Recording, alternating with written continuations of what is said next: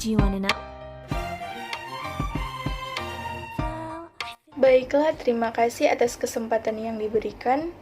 Kami dari kelompok akan mempresentasikan hasil tugas kami mengenai gerakan kerjasama pencegahan korupsi yang terdiri dari 4 orang, yaitu pertama Nanda Suprejo, kedua Monika Walangitan, ketiga Fieza Tempomona, keempat Natali Manukang.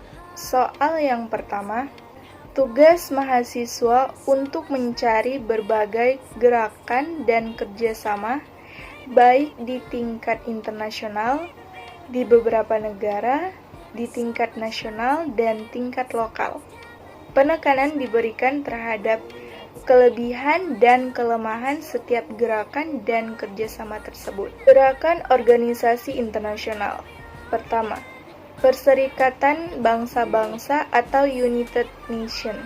Dalam Resolusi 54/128 of 17 Desember 1999 di bawah judul Action Against Corruption. Majelis Umum PBB menegaskan perlunya pertama, pengembangan strategi global melawan korupsi, kedua, mengundang negara-negara anggota PBB untuk melakukan review terhadap seluruh kebijakan serta peraturan perundang-undangannya untuk mencegah dan melakukan kontrol terhadap korupsi. Ketiga, pendekatan multidisiplin dengan memberikan penekanan pada aspek dan dampak buruk dari korupsi dalam berbagai level atau tingkat. Keempat, mengembangkan cara atau praktek pencegahan. Nah, kelebihannya adalah pendekatan multidisiplin dengan memberikan penekanan pada aspek dan dampak buruk dari korupsi dalam berbagai level atau tingkat. Kelemahannya, ada pihak yang menawarkan pembayaran atau menyuap untuk misalnya mendapatkan pelayanan yang lebih baik atau untuk mendapatkan kontrak dan pihak yang disuap. Kedua, OECD atau Organization for Economic Cooperation and Development. Pertama, pada awalnya kegiatan yang dilakukan OECD adalah melakukan perbandingan atau mereview konsep, hukum, dan aturan di berbagai negara dalam berbagai bidang. Kedua, tahun 1997, Convention on Bribery of Foreign Public Official in International Business Transaction disetujui. Ketiga, tujuan dikeluarkannya instrumen ini adalah untuk mencegah dan memberantas tindak pidana suap dalam transaksi bisnis internasional. Keempat, konvensi ini menghimbau negara-negara untuk mengembangkan aturan hukum, termasuk hukuman pidana bagi para pelaku serta kerjasama internasional untuk mencegah tindak pidana suap dalam bidang ini. Kelebihannya, mencegah dan memberantas tindak pidana suap dalam tingkat bisnis internasional. Kelemahannya, active bribery, ia tidak mengatur pihak yang pasif atau pihak penerima dalam tindak pidana suap. 3. Bank Dunia atau World Bank. Pertama, tingkat korupsi menjadi salah satu pertimbangan atau prakondisi dari Bank Dunia, baik World Bank maupun IMF, memberikan pinjaman untuk negara-negara berkembang. Kedua, World Bank Institute mengembangkan anti-corruption core program yang bertujuan untuk menanamkan awareness mengenai korupsi dan melibatkan masyarakat sipil untuk pemberantasan korupsi, termasuk penyediaan sarana bagi negara-negara berkembang untuk mengembangkan rencana aksi nasional untuk memberantas korupsi. Kelebihannya, network atau jejaring yang baik yang dibuat oleh World Bank akan lebih membantu pemerintah dan masyarakat sipil untuk perlu dikembangkan rasa saling percaya serta memperdayakan modal sosial dari masyarakat. Kelemahannya, sistem politik yang tidak kondusif dan korup, membuat gerakan anti korupsi yang bersifat top-down tidak efektif. 4. Masyarakat Uni Eropa. Pertama, tahun 1997, The Council of Europe Program Against Corruption menerima kesepakatan politik untuk memberantas korupsi dengan menjadikan isu korupsi sebagai agenda prioritas. Kedua, pemberantasan dilakukan dengan pendekatan serta pengertian bahwa korupsi mempunyai banyak wajah dan merupakan masalah yang kompleks dan rumit. Maka ia harus dilakukan dengan pendekatan multidisiplin. Monitoring yang efektif dilakukan dengan kesungguhan dan komprehensif. Kelima, dari negara India adalah salah satu negara demokratis yang dapat dianggap cukup sukses memerangi korupsi, meskipun korupsi masih cukup banyak ditemui. Dari daftar peringkat negara-negara yang disurvei oleh Transparency International, tingkat nasional ini menetapkan standar-standar hukum yang mengikat negara-negara peserta untuk mengkriminalisasi pejabat publik asing yang menerima suap dalam transaksi bisnis internasional. Konvensi ini juga memberikan standar-standar atau langkah yang terkait yang harus dijalankan oleh negara peserta sehingga isi konvensi akan dijalankan oleh negara-negara peserta secara efektif. Tingkat lokal, GIT atau GIT, Gerakan Indonesia Tertib.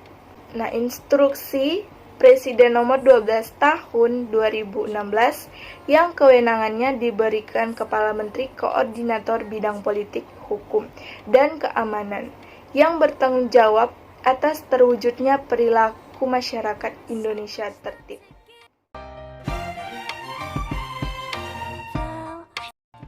Saya akan menjelaskan tentang mahasiswa membuat rencana aksi sebagai bentuk gerakan dan kerjasama yang dapat dilakukan oleh mahasiswa. Sebaiknya mahasiswa perlu menunjukkan bahwa mereka yang akan membuat gerakan ini mestinya sudah bersih terlebih dahulu. Jika mahasiswa tersebut adalah anak dari pejabat yang kaya raya dan yang jelas bisa diperhitungkan gaji dan tunjangannya. Nah, maka itu tidak akan cocok. Demikianlah pula jika ia adalah anak dari pembisnis sukses yang dekat dengan pemerintah atau pembisnis partai.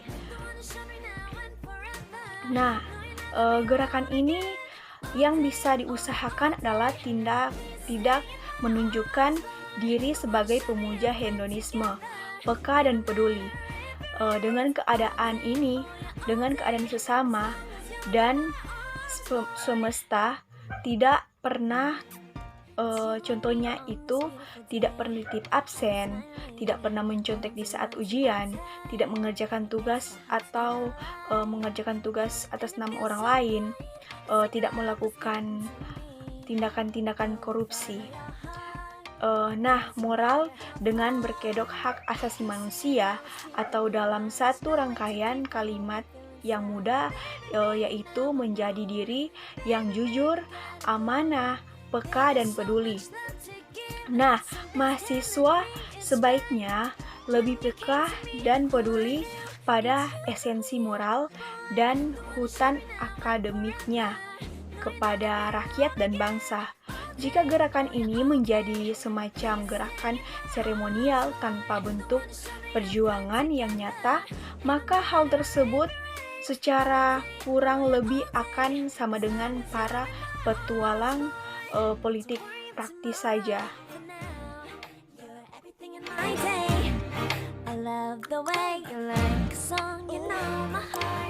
Kenalkan, nama saya Natalie Menukang, kelas 4 Manajemen Bisnis 1. Saat ini saya akan menjelaskan tentang berbagai kebijakan baik di tingkat internasional, tingkat nasional, dan tingkat lokal dalam rangka pencegahan dan pemberantasan korupsi.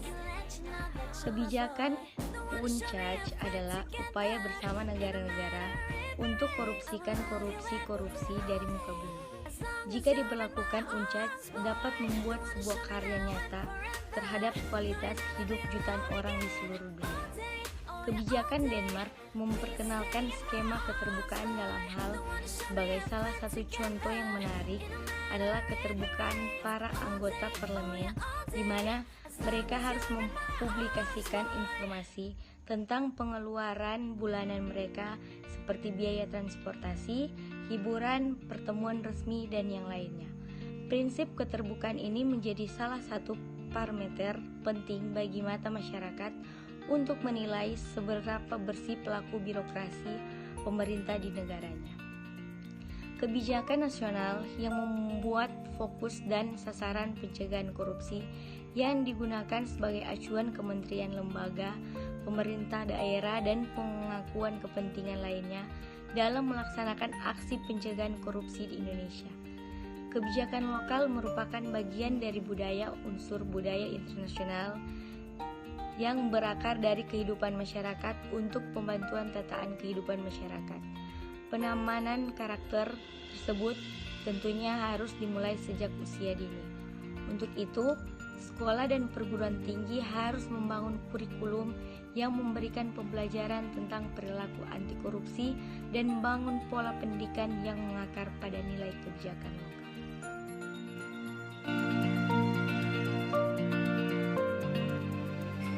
Hai, perkenalkan nama saya Monika Anggun Walangitan.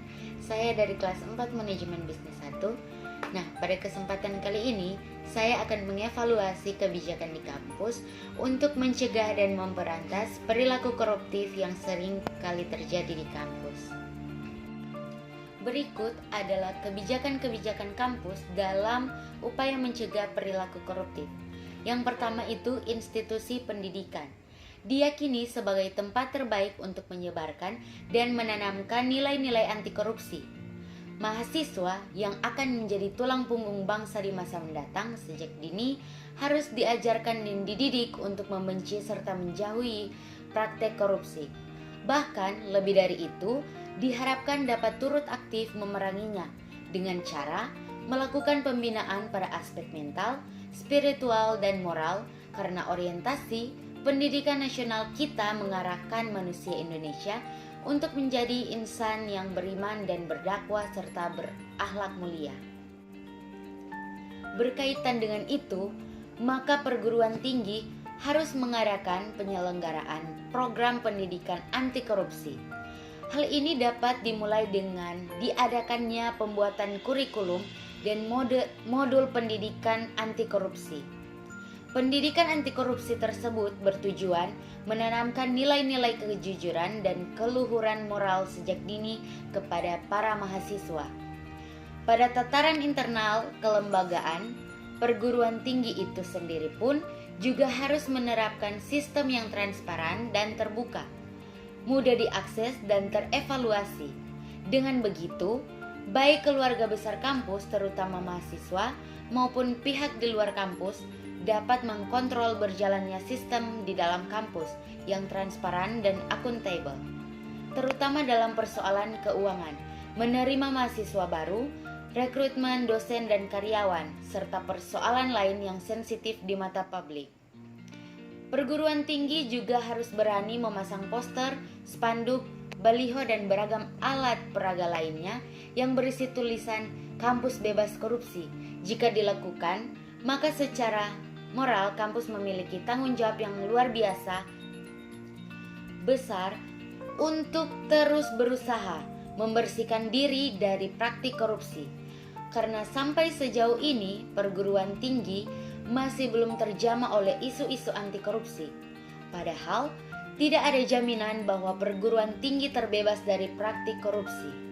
Selanjutnya yang kedua yaitu perguruan tinggi sebagai lembaga pendidikan memiliki peran penting untuk menumbuhkan kesadaran bagi setiap individu untuk tidak melakukan korupsi. Hal ini tersebut terasa penting karena Banten pencegahan korupsi adalah sikap mental setiap individu untuk tidak melakukan kejahatan korupsi yang bisa ditumbuhkan oleh lembaga pendidikan semisalnya perguruan tinggi.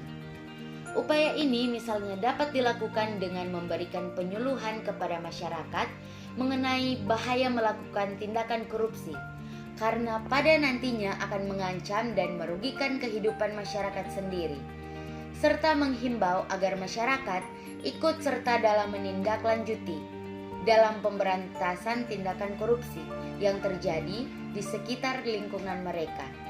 Selain itu, masyarakat dituntut lebih kritis terhadap kebijakan pemerintah yang dirasa kurang relevan, maka masyarakat sadar bahwa korupsi memang harus dilawan dan dimusnahkan dengan menggerakkan kekuatan secara masif. Artinya bukan hanya pemerintah saja, melainkan seluruh lapisan masyarakat perguruan tinggi. Penanaman nilai-nilai moral pemberantasan korupsi.